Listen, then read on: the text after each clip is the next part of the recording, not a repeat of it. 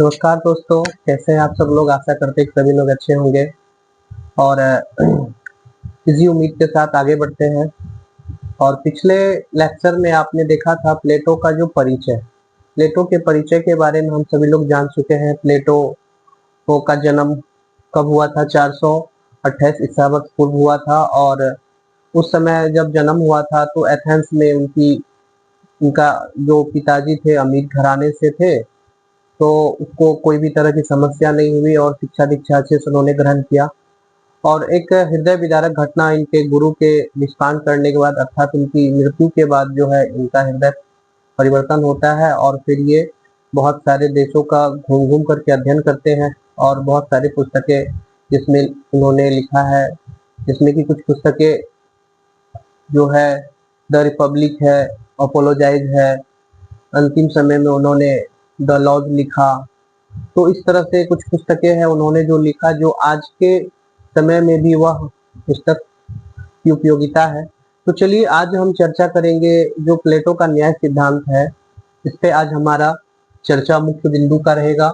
और तो प्लेटो के न्याय सिद्धांत का चर्चा करने से पहले उस समय यूनान में चल रहे जो न्याय पद्धति थी उस पर चर्चा करेंगे। किस किस तरह की न्याय पद्धति थी, किस तरह से वहां पे चल रहा था, तो उसी के क्रम में कुछ चर्चा हमने लिया है। आप जानते हैं कि प्लेटो का जो सारी पुस्तक है वो संवाद शैली डायलॉग मेथड में लिखा हुआ है। तो संवाद शैली में बातचीत के माध्यम से वो सारी चीजों को एक्सप्लेन करना चाहते हैं। तो सर्वप्रथम देखते हैं कि उनकी जो एक पुस्तक है द रिपब्लिक, इसका नाम है राज्य व्यवस्था। इनका नाम द रिपब्लिक है, लेकिन इसके अंदर एक उपशीर्षक है जो राज व्यवस्था का है और इसमें एक और शीर्षक है जिसको आप कह सकते हैं कि वैकल्पिक शीर्षक, जिसका नाम दिया गया है न्याय मीमांसा। राइट, ये न्याय मीमांसा जिसका अर्थ होता है जो न्याय से संबंधित। राइट, तो इस पुस्तक में इन्होंने न्याय के बारे में इतने अच्छे तरीके से एक्सप्लेन किया, राज्य व्यवस्था के बारे में इस तरीके से एक्सप्लेन किया, तो बहुत सारे विद्वानों ने जब इनको अध्ययन किया तो बहुत सारे विद्वान ने इनको कोट देना आरंभ कर दिए, उन्होंने कोटेशन देना आरंभ कर दिए। तो एक ऐसे व्यक्ति है जो सभी लोग जानते होंगे उनके बारे में, रूसो के बारे में उन्होंने यहाँ तक कह दिया, जो द रिपब्लिक पुस्तक है जो प्लेटो के द्वारा लिखा गया है, उनको शिक्षा शास्त्र पर लिखा गया एक महत्वपूर्ण ग्रंथ, यानी कि जो शिक्षा शास्त्र है, जो टीचिंग के जो आप कह सकते हैं जो शिक्षा शास्त्र क्या होता है, जो टीचिंग के जो मेथड्स होते हैं, जो जिस शिक्षा शास्त्र जैसे बीएड करते हैं या एमएड करते हैं, तो वो तो स्किल्ड बनाता है आपको शिक्षक बनने के लिए, और शिक्षा शास्त्र में आपको पारंगत करने के लिए, ताकि आप क्या कर पाएंगे, किसी भी बच्चे को जब पढ़ाने जाएंगे जो आपको क्लास इन्वायरमेंट मिलेगा तो उस स्थिति में आप अच्छे से टैकल कर पाएंगे प्रॉब्लम को। तो जस्ट शिक्षा शास्त्र पर लिखा गया एक महत्वपूर्ण ग्रंथ का इन्होंने दर्जा दे दिया। अब दूसरे जो एक और व्यक्ति आते हैं अर्नेस्ट बार्कर, और इन्होंने तो कह दिया द रिपब्लिक जो है पुस्तक है, द रिपब्लिक मानव जीवन के संपूर्ण दर्शन के विवेचन का प्रयास है। अर्थात जो ये पुस्तक लिखा गया प्लेटो के द्वारा, जो मानव जीवन है उसका एक फिलॉसफी, एक दर्शन है, यानी कि वो किस तरीके से जब मानव एक राज्य में, व्यक्ति जब एक राज्य में पैदा होता है तो किस तरह से राज्य उसके लिए कार्य करते हैं और राज्य के लिए उसको कार्य करना होता है, उन सारे चीजों का अध्ययन जो इस पुस्तक में दिया गया है। इसीलिए इन्होंने इनको क्या कर डाला, मानव जीवन के संपूर्ण दर्शन की विवेचना का प्रयास करता है। तो ये दो ऐसे दार्शनिक थे जिन्होंने प्लेटो के जो ये पुस्तक है उसके बारे में विख्यात किए, उसको एप्रिसिएट किए और उन्होंने एक तुलनात्मक बातों को एक नया चीजों से जोड़ दिया। तो अब बात आती है उस समय जो एथेंस में, यूनान में जो चल रहे थे न्याय व्यवस्था, विधि व्यवस्था, उस पे एक लाइन है जो बुक में मिलता है, उसी पे आधारित मैं इसको तैयार किया हूँ। कहा जाता है कि सेफालस के घर आरंभ हुई चर्चा, यानी कि सेफालस नाम का एक व्यक्ति होता है और उसके घर पे एक चर्चा होती है, वार्तालाप होती है, जैसे कि समूह चर्चा कहते हैं, वो होती है। तो उसमें क्या हुआ, इसी न्याय पे चर्चा चल रही थी जिसके में शामिल थे, ऐसा लिखा गया है, सुकरात थे, प्लेटो थे, सोफिस्ट थे, पॉलीमार्कस थे, थ्रेसिमैक्स और ग्लूकोन, ये 5-6 व्यक्ति थे उपस्थित थे और संवाद शैली में बातचीत चल रही थी।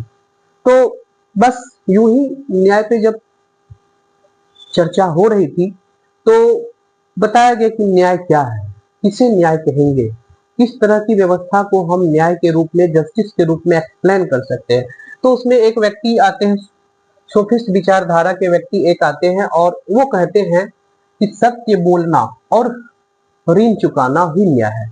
अब बात ये आती है कि सत्य बोलना और ऋण चुकाना ये किनके अनुसार है? सोफिस्टों के अनुसार है कि हम किन्हीं व्यक्ति का जिनका हमने ऋण लिया है या हम सत्य बोल दिए तो फिर भाई हमारा वो न्याय हो जाता है, ये सोफिस्टों के अनुसार है।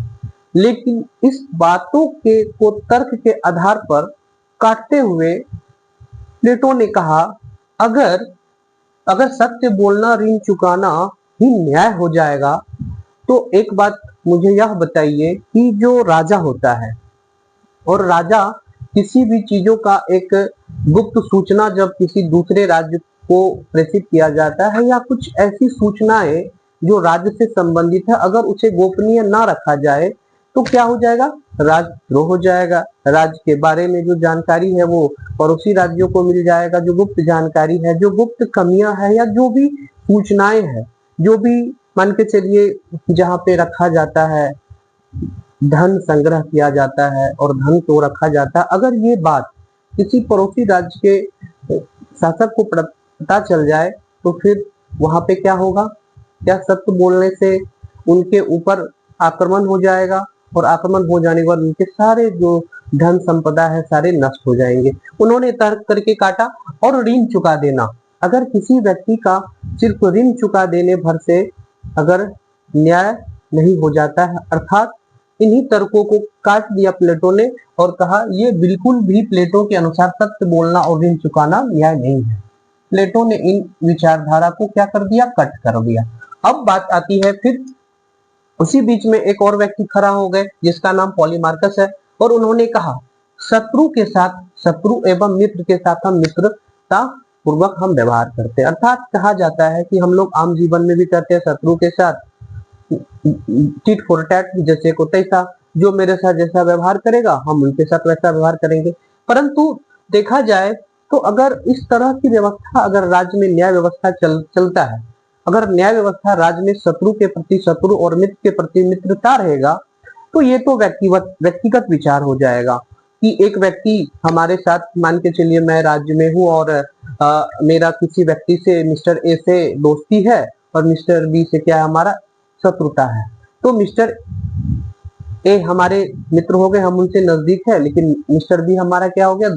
दुश्मन है, तो हम उससे बैर करेंगे, हम उसके बारे में बुरा भला करेंगे, तो ये तो हमारी है। लेकिन अगर हम एक शासक है, अगर या कोई और भी शासक है, तो क्या वो तीन व्यक्ति के बीच जो ये मतभेद है क्या वो उसके लिए उचित है? क्या इसको देखते हुए कोई न्याय कर पाएंगे?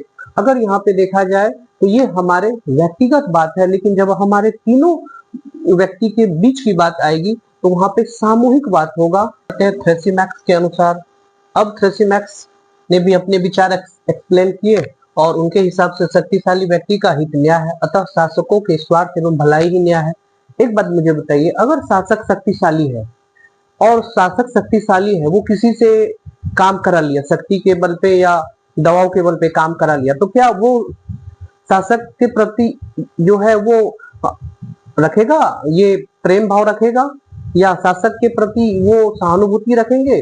बिल्कुल भी नहीं, वह उनके प्रति विरोधाभास रखेंगे, वो उनके विरुद्ध हो जाएंगे और उनके परोक्ष में विभिन्न प्रकार की बातें जो समाज में फैलाएंगे, जो एक प्रकार से कहेंगे तो यह एक आक्रोश फैलेगा और फिर सत्ता को उखाड़ फेंकने के लिए क्रांति का आगाज हो जाएगा। तो इस तरीके से शक्तिशाली व्यक्ति का हित न्याय, यह बिल्कुल भी प्लेटो ने इन तर्क को कट किया और उस आधार पे कहा जिनकी लाठी उसकी भैंस हो जाएगा, तो समाज में न्याय व्यवस्था, जो समाज का संतुलन बना नहीं रहेगा। अर्थात समाज हमारे सामूहिक दायित्वों से चलता है और सबों के कंट्रीब्यूशन से समाज हमारा चलता है। तो इसीलिए समाज के अंतर्गत हमें प्रेम से, सहयोग से, सहानुभूतिपूर्ण तरीके से हमें कार्य करने हैं। तो इस प्रकार की विचारधारा को भी कट कर दिया। अब बात आती है, इतने में ग्लूकोन भी जो खड़े हो गए और उन्होंने भी अपना विचार एक्सप्लेन किया और कहा जो न्याय मनुष्य के परस्पर समझौता का परिणाम है। अब बात ये आती है कि न्याय जो है परस्पर समझौता। अब समझौता की बात करेंगे तो मिस्टर ए और मिस्टर बी के बीच जो वार्तालाप होगी या जो भी एक दूसरे के बीच जो भी क्रियाकलाप होगा, ये एक समझौता है। जैसे कि जब कोई कार्य हम आरंभ करते हैं किसी एक दूसरे के बीच, तो हमारे बीच एक करार होता है, कुछ ना कुछ मुद्दे लेकर के करार होते हैं, भाई ये है, ये ऐसा रहेगा तो हम आपके साथ करेंगे। लेकिन इन बातों को भी प्लेटो ने कट कर दिया। उनके हिसाब से कहा अगर हम सिर्फ ए और बी व्यक्तिगत बातों को रखेंगे और एक दूसरे के बीच ही समझौता करेंगे तो समाज के अंदर विभिन्न समुदाय है, विभिन्न प्रकार के लोग हैं और अनेक प्रकार की जो स्थिति बनती है, तो इस स्थिति में सिर्फ समझौता, परस्पर समझौता ही कार्य नहीं कर पाएगा। परंतु इन्होंने कहा सामूहिक हमें समझौता चाहिए और सामूहिक दायित्व का सामूहिक दायित्व से ही समाज का निर्माण होगा और सामूहिक दायित्व का ही निर्वाह करके हम एक अच्छे राज्य को बना सकते हैं। तो प्लेटो के इस सारी विचारधारा को काटते हुए प्लेटो ने अपनी एक नई न्याय की विचारधारा प्रस्तुत की है और उस विचारधारा के तहत इन्होंने पूरे समाज को 3 वर्गों में विभक्त किया और उनके लक्षण दिए और उनके अंदर विद्यमान सद्गुण के बारे में बताए। देखेंगे तो सामाजिक वर्ग मैंने एक टेबल में इसको तैयार किया है।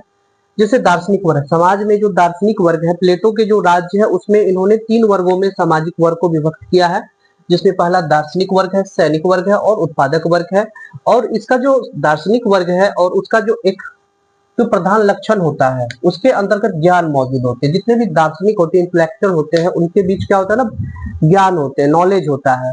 और वह नॉलेज, उस ज्ञान के आधार पे जब उनके पास कोई तकनीकी समस्याएं होती है या कोई तरह की दिक्कतें होती तो उस समय वो अपने विवेक से उस समस्या का समाधान करते हैं। उसी प्रकार से सैनिक वर्ग है। सैनिक वर्ग में क्या है ना कि जो प्लेटो के दूसरे वर्ग में आता है, इनका जो प्रधान लक्षण है वो मनोवेग है, यानी कि जो मन की जो अभिव्यक्ति है, जो मन के अंदर जो उनका वेग उत्वेलन होता है, जो उसका मोटिवेशन होता है, जो इमोशन होता है, उस पे चर्चा किया गया है। और आप जानते हैं कि सैनिक वर्ग मोटिवेट होकर के अपने जान को जोखिम में डालते हुए युद्ध पे चले जाते हैं और उसके अंदर एक सबसे बड़ा चीज होता है कि साहस। जो सैनिक वर्ग है उनका जो मुख्य गुण होता है वो साहस होता है। जो जो प्रधान लक्षण होते हैं वो मनोवेग होता है और उसके बीच जो विद्यमान सद्गुण पाया जाता है वो साहस पाया जाता है। अब तीसरा वर्ग होता है उत्पादक। उत्पादक वर्ग क्या होता है ना कि उसके बीच वो निचले स्तर पे, समाज के निचले स्तर पे है और उन्होंने कहा कि उनके बीच तृष्णा होती है। तृष्णा मतलब लालच, वो ज्यादा से ज्यादा उत्पादन करे, ज्यादा से ज्यादा पैसा कमाए, ज्यादा से ज्यादा जो है इनकम हो और ज्यादा से ज्यादा बढ़ोतरी हो। यानी कि ये जो अगर देखा जाएगा तो इस वर्ग में व्यावसायिक वर्ग भी आते हैं। तो तृष्णा, ज्यादा से ज्यादा उत्पादन की, ज्यादा से ज्यादा किसी चीज की चाहत करना ही तृष्णा है। और इसके बीच क्या होता है ना, संयम होता है, एक तरह से कहेंगे पैसेंस, यानी कि वो बनाए रखता है अपने आप को, स्थिर बनाए रखता है, इंतजार करता है कि अच्छा ही होगा। जिस तरह से किसान जब किसी खेत में फसल बोता है तो 2 से 3 महीने, 2.5 महीने तक उसका इंतजार करता है, उसके बाद उनको फल की प्राप्ति होती है, उसके बाद फसल की कटाई होती है तो अच्छे पैदावार होते हैं। तो इस तरह से उसे धैर्य रखना पड़ता है। तो प्लेटो ने समाज के अंतर्गत जो है 3 वर्ग को विभक्त किया और ये जो 3 वर्ग है, दार्शनिक, सैनिक और उत्पादक वर्ग, उसमें जो लक्षण मौजूद है और उनके अंदर जो सद्गुण है। अब बात करती है जो प्लेटो का न्याय है, ये विवेक विवेक साहस और संयम, ये तीनों वर्गों के बीच आपस में जो तालमेल बैठा करके कार्य करना है, अर्थात कहेंगे समाज व्यवस्था के लिए उपयुक्त सद्गुण है। इस तीनों सद्गुण ही क्या है ना, न्याय है। अर्थात एक एग्जाम्पल के तौर पे हम आपको समझाना चाहते हैं, जैसे कि जब आप एक जूता ठीक कराते हैं, उदाहरण के तौर पे जब आप जूता ठीक कराने जाते हैं तो आप पूछते हैं किसी से कि भाई अच्छा जूता कौन सिलता है या कहाँ पे जूता ठीक किया जाता है जो अच्छा करता है। तो आप कई लोगों से पूछ करके आप जानना चाहते हैं कि यहाँ पे जूता ठीक होता है, वहां जाकर के हम उसको ठीक कराएं। तो लेकिन जब राज्य की बात आती है तो राज्य के बारे में जो 3 उत्पादक वर्ग के साथ साथ सैनिक वर्ग और दार्शनिक वर्ग है, उसके विचारों के बीच आदान प्रदान करते हैं।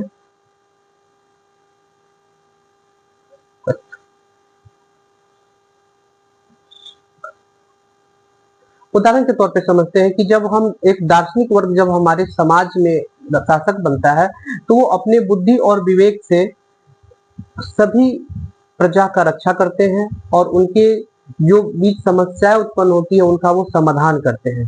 तो विवेकशील व्यक्ति जो है, प्लेटो ने अपने तीनों वर्ग में सबसे ज्यादा विवेकशील व्यक्ति दार्शनिक को माना है, जो शिक्षित है, और यह शिक्षित व्यक्ति ही शासन करेगा। इसके अलावा इस दोनों को शासन करने का अधिकार नहीं है। यानी कि जो दार्शनिक वर्ग है यह शासन करेगा और शासन को चलाएंगे और अपने ज्ञान और विवेक से सत्ता को बनाए रखेंगे और अपने आप को बैलेंस करेंगे, यानी कि अपने राज्य को बैलेंस करेंगे। और इन दोनों को साथ देंगे सैनिक और उत्पादक। सैनिक वर्ग अपने बल से, अपने मोटिवेशन से, अपने साहस से, अपने मनोवेग से अपने आप को नियंत्रित करते, लड़ाई के समय में अपने साहस को दिखा करके, पराक्रमता को दिखा करके राज्य को बचाएंगे। और उत्पादक वर्ग क्या करेंगे, ज्यादा से ज्यादा पैदावार करेंगे ताकि राज्य में जो लोग है या जो राज्य में जो शासक है उसको उससे लाभ पहुंच पाएगा। अधिक से अधिक वो उत्पादन करेंगे तो उनका क्या होगा, निर्यात होगा और उससे उत्पादन बढ़ेगा और उससे राज्य का विकास होगा। तो प्लेटो की जो न्याय की बात करते हैं तो ये तीनों को किसी दूसरे को बिना डिस्टरबेंस का, पहला व्यक्ति, पहला जो वर्ग है ना इसको डिस्टर्ब करेगा, ये ना इसको, दार्शनिक वर्ग ना तो सैनिक को कोई डिस्टरबेंस देंगे और ये ना ही उत्पादक वर्ग को डिस्टरबेंस देंगे। यानी कि वर्ग विभेद ना करते हुए जो कार्य करेंगे वही ही प्लेटो का न्याय है। अर्थात कह सकते हैं समाज व्यवस्था के लिए उपयुक्त सद्गुण, ये तीनों सद्गुण, और बिना किसी डिस्टरबेंस के, बिना किसी एक दूसरे का प्रतिरोध करते हुए, सहयोग करते हुए, समन्वय बैठाते हुए ही राज्य चलेगा और इसी को प्लेटो ने न्याय कहा। अब देखेंगे प्लेटो के न्याय के बारे में। एक व्यक्ति है और इन्होंने क्या बताया, इन्होंने कहा G.F. सेबाइन ने अपनी एक पुस्तक लिखा, राजनीति सिद्धांत का इतिहास। इस पुस्तक की जो है ईस्वी है 1937 ईस्वी में ये लिखा गया और इसमें इन्होंने प्लेटो के जो न्याय सिद्धांत है उसके बारे में अध्ययन करके इन्होंने कंक्लूजन निकाला और इन्होंने कहा प्रत्येक व्यक्ति को अपना अपना हक दिलाना ही न्याय है। अर्थात जो प्लेटो का दार्शनिक वर्ग है, सैनिक वर्ग है, उत्पादक वर्ग है, जो जिस चीज के लिए जिसमें जो योग्यता है उस वर्ग को, उस व्यक्ति को उस वर्ग के अकॉर्डिंग ही न्याय दिलाना, अर्थात हक दिलाना, उसका अधिकार दिलाना जो है ये प्लेटो का न्याय है। और प्लेटो ने काफी ज्यादा, आप जानते हैं कि प्लेटो काफी ज्यादा कल्पनावादी है और यूटोपियन थॉट्स इनका है। बहुत सारी चीजों के इन्होंने कल्पना, काल्पनिक तौर पे इन्होंने एक्सप्लेन किया है। परंतु जब हम इसकी आलोचना में जाएंगे, जब प्लेटो के न्याय की जब हम आलोचना पे चलेंगे तो इनके आलोचना का मुख्य बिंदु यह रहेगा, इनका आलोचना ऐसा है कि वर्तमान युग, आधुनिक युग में जो व्यवस्था है वो बिल्कुल वर्ग आधारित नहीं है, वह विधि आधारित है। आप सभी लोग जानते हैं कि हम जो जिस राज्य में है या पूरा जो विश्व है वो किसी न किसी विधि व्यवस्था से चल रहा है, यानी कि कानून से चल रहा है और कानून के समक्ष सभी लोग क्या है, बराबर है। वहां कोई देखा जाए तो जाति धर्म भेद आधार पर कुछ भी नहीं है। परंतु प्लेटो ने इस चीज में भेद किए हैं कि जो दार्शनिक वर्ग है वो मौज में रहेंगे, सैनिक वर्ग है उसे लड़के अपना जीवन अंत कर देना है, और उत्पादक वर्ग है आप करते रहिए। परंतु जब आप किसी शासक वर्ग में, जब आधुनिक शासन में आते हैं तो ये विधि पर आधारित है। सबों को मौलिक अधिकार है। आपको जो अधिकार दिया गया है नौकरी पाने का, स्वतंत्र घूमने का, पढ़ाई करने का या एक जगह से दूसरे जाने का, इन सब चीजों पे कोई बाध्यता नहीं है। आपकी मर्जी, आप जो करे, जो चाहे वो कर सकते हैं। परंतु प्लेटो के शासन व्यवस्था में ऐसा कुछ नहीं है, यह वर्ग आधारित है और वर्तमान समय में यह एक इनका सबसे बड़ा क्या है, आलोचना है। तो धन्यवाद दोस्तों, आप सभी लोग जुड़े। आशा करते हैं कि आप सभी लोगों को अच्छा लगा होगा और आप इस वीडियो को अपने दोस्तों को, मित्रों को आप शेयर कर दीजिए और इस चैनल को सब्सक्राइब कर लीजिए। आप सभी लोग जुड़े, बहुत बहुत धन्यवाद। जय हिंद, जय भारत।